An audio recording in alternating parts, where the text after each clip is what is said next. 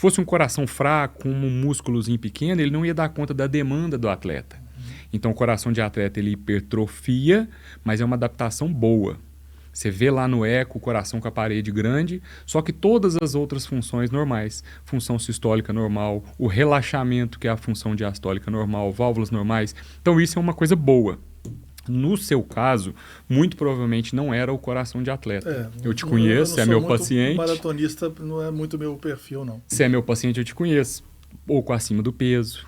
A questão da hipertensão. Sim. A doença renal que você trata, sim, que você acompanha. Sim.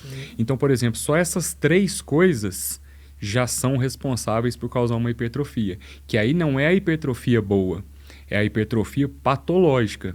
Então, quanto maior a espessura da parede, pior é para o coração. Você diminui a câmara interna de coração, você pode causar um gradiente na via de saída. O que é isso? É uma obstrução do sangue para ele sair lá de dentro do coração e ir para a aorta. Mas isso acontece em casos graves. Sim. Provavelmente no seu e no da grande maioria das pessoas que têm hipertrofia, é por conta, a maioria delas, de hipertensão. Uma hipertensão maltratada.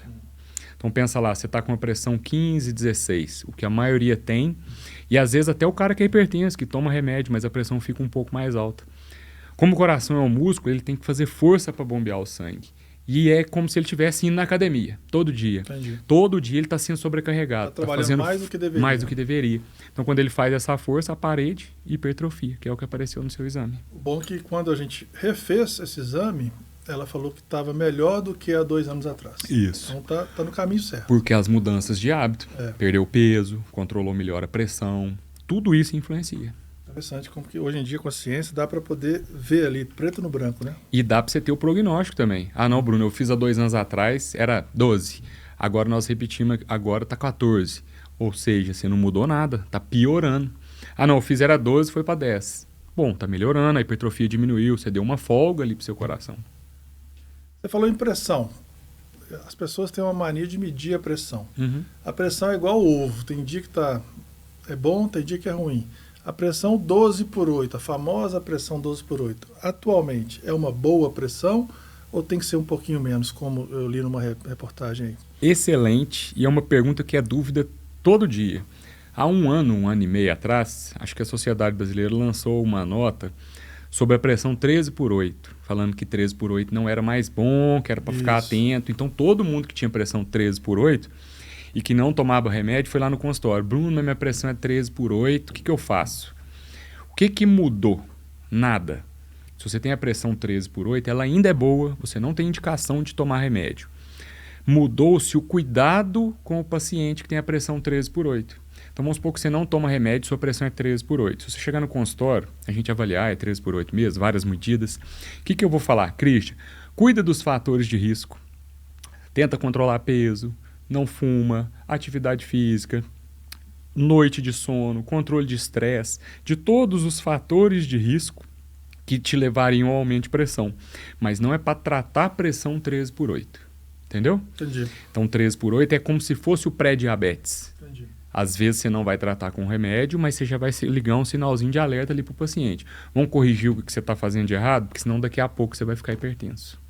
E uma vez que, por exemplo, eu estou acima do peso, estou sedentário e minha pressão está alta. Uhum. Se eu corrigir isso, existe a possibilidade de corrigir a pressão e eventualmente até mesmo ou baixar a dosagem ou retirar o medicamento? Todos os dias eu tenho visto isso no consultório, Christian. E ainda mais agora com esses novos medicamentos que chegaram para perda de peso, para emagrecimento. Sim. Monjaro, Ozempic, vários outros que já existiam.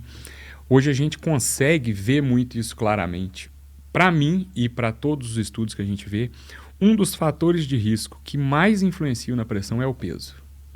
Por exemplo, antigamente, quando ainda não tinha esses novos medicamentos, as canetas emagrecedoras, isso era frequente com paciente pós-bariátrica. O cara lá 150, 130, 140 quilos. Opera, perde 30, 40, 50 quilos. Todos que chegavam no peso próximo do ideal, todos não, né? A grande maioria, a gente tirava remédio de pressão.